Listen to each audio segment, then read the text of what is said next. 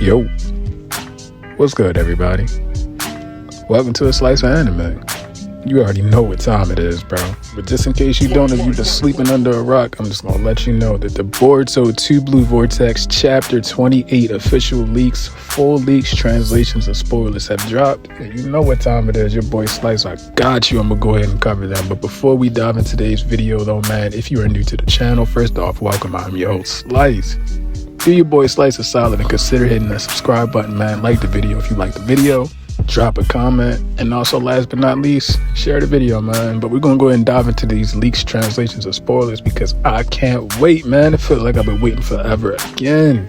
I don't know about you, man, but I know it's about to be a 10 out of 10 chapter, man. But let's go ahead and dive into it. Let's get it. All right, so just a quick refresher. The way the last chapter 26 of TBV left off, if you don't remember, Daemon had Sarada and class rep Sumire. He had them by the neck. And, you know, like I said, I actually thought it was kind of funny because it was like he didn't really look intimidating, but you could just see like the pain and anguish in their eyes to where it almost as if it looked like he was using full force. Now, I doubt it because we know Daemon, bro. He wants a challenge. He's not just going to beat somebody up just because you figured they'll me. So, you know, I was skeptical about how the ending of that chapter was going to go, and it seemingly I was right. I didn't think Daemon was going to go any further than that. I didn't think any force was going to be used. I really didn't even think they were going to fight. But it was a nice cliffhanger because if you think about it, we really didn't know which direction or which way that could have possibly gone. It was a myriad of ways. And that's the best thing about cliffhangers, and that's the best part about Boruto. Well, no, it's not. It's too much good about Boruto, man.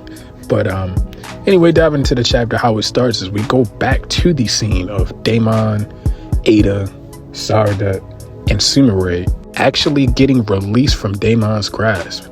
Daemon just chuckles to himself, stating, "Isn't it funny? It's crazy how just in the blink of an eye, I could have you exactly where I want, isn't it? You wouldn't even realize you were dead until it was already over with." And at this point, these past couple chapters of Boruto TBV have literally just been an aura off. Like, I assume just like all the ninjas are just, or cyborgs, whatever. Everybody in the series is just trying to see an aura farm to see who has the most aura, bro. But it's still nobody is beating the young lord, man. Come on, y'all know that. But just taking a quick second to dissect Daemon, bro. We've seen him fight Code, but we haven't seen him fight anybody else. And it's just been a lot of teasing, man. And it's also, we get some teases with Ada in this chapter as well. It's actually very interesting. So let's keep going. So one of the main moments we've actually all been waiting for is the truth. The true reason why Sarada and class rep Sumire are not affected by Ada's omnipotence. And it's actually not what you think, but it is what the main rumor around the community has been, that it's the fact that they are in love with an Otsutsuki. Now, what I love about this is that they actually addressed that in the chapter. They did bring that up. Ada said it's a possibility, and that even may play a factor into it. But that's not 100% the case. Ada had to come to a realization. It's Ada's own doing that omnipotence did not affect Sarada and Sumire. Ada actually wished for that, but she did it subconsciously. You know, everything in regards to omnipotence was all done subconsciously. It granted what Kawaki wanted subconsciously, but it also granted what Ada wanted subconsciously, which was simply 2 female friends, or just 2 real friends. And they actually show a flashback. Now, this flashback is pre-time skip, but it actually shows Ada, Sumire, and Sarada all on like a little girly sleepover type of vibe. You figure they'll me, and you know, they're all giggly and just having a good time. But the most important thing to realize is that Ada, she vividly recalls this incident, and this is actually what activated her omnipotence subconsciously at this moment. This is what she wanted. This was her wish at this moment. Sarada said, okay, well, let's do it. Let's just all become normal friends. Now, diving deeper into Ada's character, it would make sense why this would be something that she would want when we look at her powers, her charm effect. She never truly knows what it's like to have true friends around her. I mean, she is Daemon, but that's her brother. She hasn't really been around anyone who had the ability to resist her charm effect. Yet, you know, Sarada and Sumire can, after omnipotence was cast, because she subliminally/subconsciously wished for it at that given moment where Sarada said, let's be friends. That's pretty deep, bro. And I'm just thinking about all the parallels of the ways that it could have went. And I'm honestly shocked that I was not able to predict this. Now, I'm not perfect, you know what I'm saying? I've already been slacking on the theories as is, which I promise, man, I promise I'm gonna get back to the theories. I literally have to, bro. Life has been lifing, but there's no excuse. You figure, dummy, I gotta just fight back. And I'm fighting back with some theories. So sub up, look forward to them theories, man. I got y'all. Back to the conversation at hand. Now, Ada goes back to the conversation with Sarada Sumire. She says that's what she wanted, but also she has no feeling. She can trust them 100% that they will not harm her in any way, shape, or form. But here's where things get a little deep and twisted. At this moment, Ada states, but if you two were the ones to be the ones to do me in, I don't necessarily think that would be that bad. And that's crazy, bro. So whether you see it or not, I'm just going to point it out to you. It's blatantly right in front of our face. Their teasing was going to happen with Ada further down the timeline. And I mean, it looked like that was always going to be the case. It just was more so the success rate of Sarada and or Sumire both being able to take her out, or one by one, with Daemon interfere, etc. So I still think he might, but he was surprisingly very calm this chapter. And I don't know if that was just because of what, he came to the conclusion that this is just truly what Ada wants. So I don't think he wants to really necessarily step over her toes with that. So, we should just keep an eye on that. But that was very interesting. I did not expect Ada to say that at all. But take me out of the picture. Sarada, Sumire, and Daemon. None of the three of them expected Ada to say that either. Sarada was so in shock. She did, once again, the only thing she could do in that moment, to where she felt as if that was the best way to express her gratitude or how she felt, given the people in the room, given the situation. Her and Sumire, she dragged Sumire with her, by the way, so Sarada initiated it. Dragging Sumire into it, her, Sumire, and Ada gave each other the biggest Totally Spies type hug ever. Side note though, drop a comment if you remember Totally Spies. That used to be my show, boy. But anyway, diving back into it. While the hug takes place, the big group hug, Sarada simply says, I've never heard of such a thing. A friendship where, you're kind of willing to give up your own life for it. Take this hug as an expression of my gratitude, as a token of my feelings. Now do keep in mind that in Japan, hugs aren't as normal or formal as they are here in the States. So a hug is almost on the same level as a kiss in Japan. Well, for us. Let me make that make more sense. All right, I babbled over that for at least like 5 minutes until I could finally just simplify it the best way possible. I do have a habit of overcomplicating things sometimes. So we're just going to go ahead and simplify that, fellas. Look, at the end of the day, that sign of an affection, a hug, is much more higher than what it is here in the States over in Japan. So Ada just doubles down on that by stating, well, this is a bold way to show your resolve, but I don't necessarily hate it. Sumire follows up as well. I don't hate it either. Being friends who are willing to risk their lives for each other, it somewhat excites me. Ada then thanks the two of them, leaning into the hug and fully committing. Now the hug is completed. Now this may have been a translation error. It doesn't necessarily make the most sense, so I'm just going to translate it how I think it was supposed to be translated. And Ada pretty much says, nice to meet you all again, my most important friends. Obviously, once again, reiterating the fact that she has not had friends ever. All right, fellas, I'm going to have to give a forewarning now. Look, it was late at night when I was looking at these spoilers. It was like 3 o'clock in the morning, bro. By the time I was able to finally get back to the spoilers, at the time I'm recording this, all of the spoilers have been wiped off the internet, bro. So I really only got what I got. So you just had to bear with me. Some of these things will be missing. So, some of these will be scattered throughout the chapter, but we got the meat and potatoes of it. So we're going to go ahead and dive back into what I can continue, which seemingly is the conversation we double back to Orochimaru's hideout with Koji, Boruto, and Inojin. And boy, does Inojin become a super solidified singularity of fate this chapter, boy. We're going to dive into it. So remember when the chapter last ended between these three's conversation, Koji was beginning to tell us Mamushi's powers. And Mamushi's powers were finally revealed, and we see how he's going to be arguably one of the worst Shinju to deal with. But at the same time, Kashi Koji, due to his 10 paths, once again, man, it's just showing how powerful this jutsu is, or the Shinjutsu. My apologies, let me get that technical term correct. And it just also shows me that my spidey senses are tingling, man. Koji can't be along. He can't keep going, bro. He's gonna have to go from the story, like, eventually. And this isn't how I personally feel. Don't get me wrong, I love Koji, bro. Koji is dope. His design is dope because he looks like Jiraiya, but he doesn't. You know, he has no personality similarity traits of the Jiraiya. You figure me? So, you know, I like it. I like Koji. But, bro, he's entirely way too OP to the story. And there is no way he makes it after the Shinju arc. But, you know, we will dive into this theory later on. You gotta tap in, hit that subscribe button, because I will be dropping a video on this later this week. Well, it's already like the end of the week, so this weekend / next week-ish. Just stay tuned. All right. So, diving into Bug's Shinju ability. His Shinju ability is actually called Division, which in my opinion is pretty much self-explanatory. But there are some complications that we have to elaborate on. So let's go ahead and tap into it.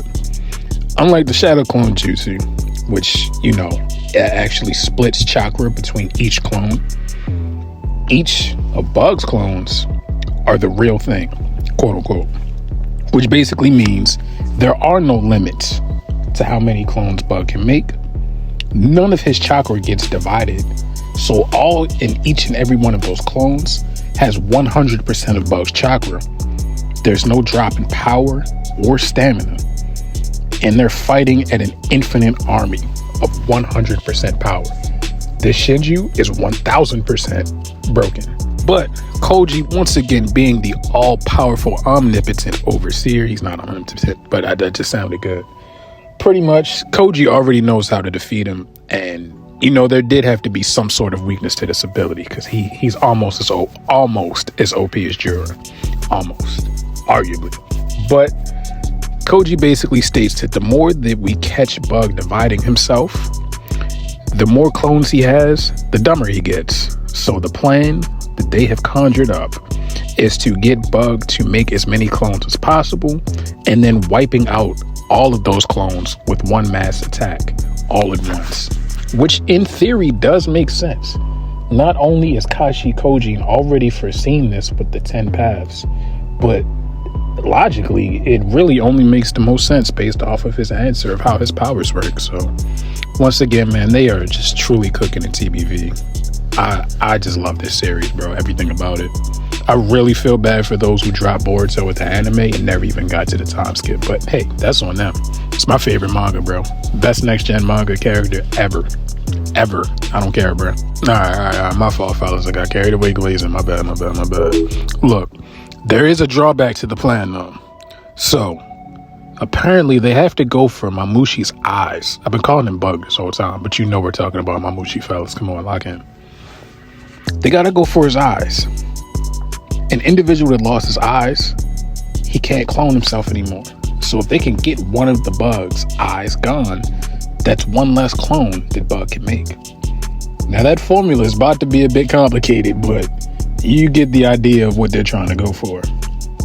But mind you, this conversation now, sorry, I forgot to point that out, it's now honestly between Shikamaru and Koji. All right, so I tried to reread the translations right here at least 3 times until I finally was able to realize that my brain was in fact not rotting and that this translation is extremely rough. So I'm going to try to make the best sense out of it, fellas. Basically, what Shikamaru and Koji came to the conclusion is an estimated 20 to 30 clones of Mamushi is what they want maximum. And if they wipe him out in one swoop, that's the most ideal plan to knock him out. Any more could cause troublesome because his weakness is his eyes. But like I said, the eye formula is a bit complicated, man. We'll dive into the eye formula. We'll break down Mamushi's powers and abilities when the official chapter comes out. How about that? So I'll drop y'all 2 bangers because this is, yeah, man. I'm having a brain fart. So one last reminder, these spoilers were literally all over the place. Just At one point, they were all together, but I unfortunately was not able to be active on social media during that time. I am currently working. So, yeah, man. Real life adult fun. But, yeah. Trying to still piece the story together. Putting this whole Mamushi invasion arc into play. We're trying to figure out how exactly this would destroy the village. Because you got to think about the fact. All of the Shinju are scared of JURA. But it's not like a emotional scared. It's like an instinctual scared. It's instinct for them to be scared of JURA. And they know the number one thing that would really, really tick JURA off would be destroying his precious Hidden Leaf village. So the plan is for them to take Mamushi out in the village. But logically speaking, not just Mamushi, but all of the Shinju. That would be their best bet, is to take them all out in the village so it doesn't incur JURA's wrath and he doesn't destroy the village. Which makes sense. It makes sense. So it's seeming as if all their plans for the Shinju are all going to take place in the village. So there's about 3 more significant events. Now there may be more, but this is all that I was able to keep track of during the whole leak scandal. So yeah, man, we're going to start with this. Since we're still on the topic of Shikamaru, Koji, Inojin, and Boruto's conversation about the bug Shinju, Mamushi, whatever, Koji then begins to officially make Inojin a singularity of fate by telling him a future that he's going to now prevent. And in that future, we find out that Himawari does die. And if I'm not mistaken, it's to JURA. But in that future, Inojin is actually able to come up with a jutsu that can wipe out the entire Mamushi army. And Inojin's conspired, completed, and mastered this jutsu as an act for revenge to avenge Himawari's death. And he's now going to get taught this jutsu before that timeline even has the chance to exist by Kashi Koji. So I'm telling you, bro, Kashi Koji is so fire and so powerful in this series.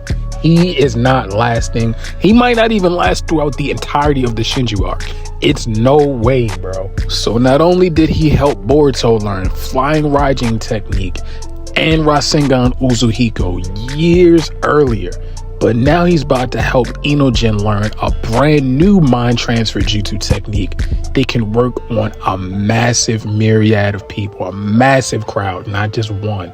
I'm pretty sure he's going to use that to take out Mamushi. So crazy, bro. Crazy. There's 2 more things I'm going to cover. I'm just going to go ahead and cover the Boruto and Sumire arc. Not arc, but there's a quick little, interaction with the 2 of them. It's actually their first interaction one-on-one since TBV has been a thing. Just in case you haven't noticed, I did. And I think the last time Sarada was there. So this will be their first one-on-one. And like I said, obviously some stuff missing. I'm assuming some way, somehow, Koji told Boruto that Sumire will be able to repair his sword, and his sword could have this jutsu, etc. Like I said, the details that I have specifically are very scarce because I don't have access to the spoilers any longer. They all got nuked on Twitter. So that's that. But there's some screenshots in the back. Take a look. It's pretty dope. Like I said, we'll definitely at least have 3 videos to stem from this. So just stay locked in, stay tapped in, hit that subscribe button if you have not done so already, fellas. And last but not least, I saved the best for last. Once again, we see Amado getting L'd out by Kawaki again. What is this, like the 3rd, 4th time? Bro, it's gotta be the 3rd if I'm trying to be accurate, 4th if I want to be funny. But regardless, Amado is getting choked out by Kawaki again and getting pressed again. Kawaki knows that he's not enough. He knows that he's not enough to defeat JURA on his own. I mean, we already saw that. It looked like he could have, but JURA just completely just regenerated and Kawaki was tired. Amado lets him know, yeah, you might be strong right now, but the best analogy is like a glass mirror. Yeah, you're strong, you're sturdy, but you're fragile. You know what I mean? We completely boosted your offensive capabilities, but now you don't have any defense. Long story short, your body isn't going to last much longer, as we get a cutaway in which I'm assuming is the cliffhanger we're left on, showing Amado's daughter and her vessel, zooming in on her face. As soon as they finish having a conversation about Kawaki's body no longer being able to hold up. or not having much durability left, which not only gives us more Shibai Otsutsuki possibilities, but at the same time gives us more Amato possibilities. There's a myriad of branches we can branch off of that alone. So once again, I'll do that in another video. Trust and believe I'm cooking. I'm going to go ahead and wrap this one up. If you made it to the end of the video, drop a number 3. Once again, please, please, please, for your boy Slice, if you have not done so already, hit that subscribe button, man. We are so close to that coveted goal of 100 subscribers. Figure down me, we will be having a giveaway at 100 subscribers.